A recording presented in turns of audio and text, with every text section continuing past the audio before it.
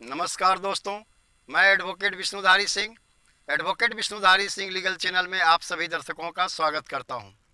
दोस्तों, आज मेरे वीडियो बनाने का टॉपिक है अपने YouTube के वीडियो पर दर्शकों द्वारा पूछे गए प्रश्नों के उत्तर के बारे में।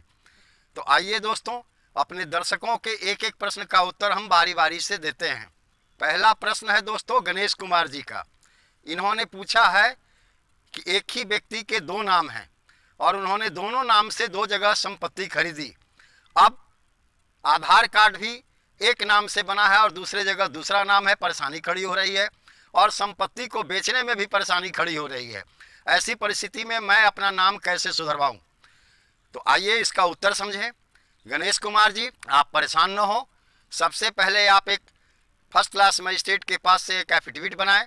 उस एफिडेविट में आप यह घोषणा करें कि मेरा ही नाम यह भी है और वह भी है, यानी ए और बी दोनों ही एक ही व्यक्ति का नाम है, यानी ए एलियस बी एक ही व्यक्ति हैं। उसके बाद गणेश जी उसे आप गजट में दें, गजट से प्रकाशित करवाएं पेपर में, न्यूज़पेपर में। और जब न्यूज़पेपर में प्रकाशित हो जाए उसके बाद गजट में जो आपने दिया है लिख करके, उसी के आधार पर आप अपना नाम आधार में भी सुधरवा सकते हैं और दोनों जगह आप ज़मीन खरीद बिक्री भी कर सकते हैं। सिर्फ एलियस करना होगा। जैसे गणेश कुमार है और गणेश यादव हैं तो गणेश कुमार उर्फ गणेश यादव करना होगा आपको एफिडेविट में, और गजट के बाद आपका नाम सुधर जाएगा। अब दूसरा प्रश्न है जेम्स स्टोन जी का। इन्होंने कहा है कि अगर सेल डीड पर ही या रजिस्ट्री पर ही यह लिखा हुआ है कि खरीदार द्वारा पूरा पैसा नहीं दिया गया तो क्या उस आधार पर रजिस्ट्री कैंसिल हो सकती है? जेम्स कुमार जी, आप भी परेशान न हो। आप अगर लिखवाए हैं अपने रजिस्ट्री पर कि खरीदार द्वारा पूरा पैसा नहीं दिया गया और अब पैसा देने में रजिस्ट्री के बाद वो खरीदार आनाकानी करता है, वैसी परिस्थिति में आप अपने रजिस्ट्री को कैंसिल करवा सकते हैं। इसके लिए आपको सिविल कोर्ट में मुकदमा दायर करना होगा।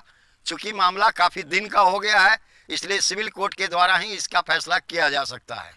नरेश कुमार जी का प्रश्न है कि विक्रेता, एक ज़मीन का विक्रेता खुद और एक दूसरे आदमी के साथ मिल करके अपना ज़मीन बेच दिया है। जो खरीदार है वह दाखिल खारिज भी करवा चुका है। क्या 15 साल बाद वह रजिस्ट्री कैंसिल हो सकती है?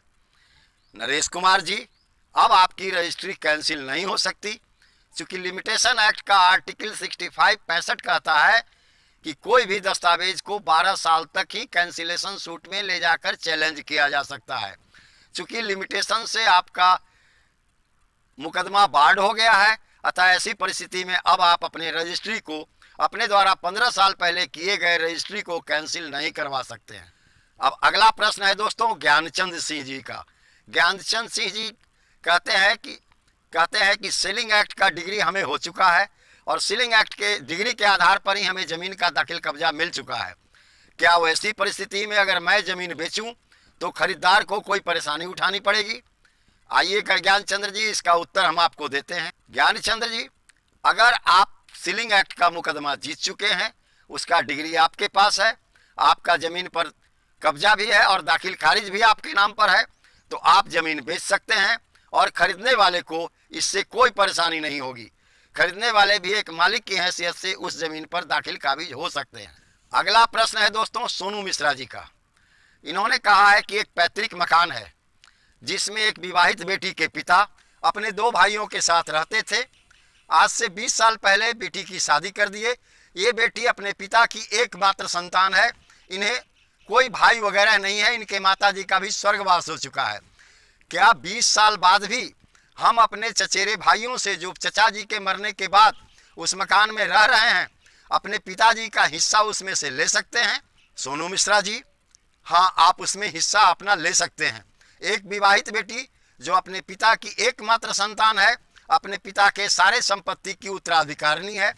वैसी परिस्थिति में सोनू मिश्रा जी, वो विवाहित बेटी अपने चचेरे भाइयों पर सिविल कोर्ट में टाइटल पार्टीशन सूट का मुकदमा दायर करके अपना हिस्सा प्राप्त कर सकती है।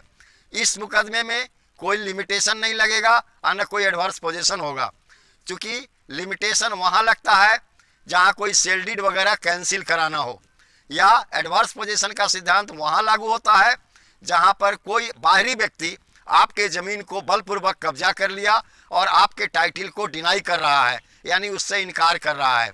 लेकिन यहाँ पर न टाइटल से इनकार का सवाल है और ना ही समय का सवाल है।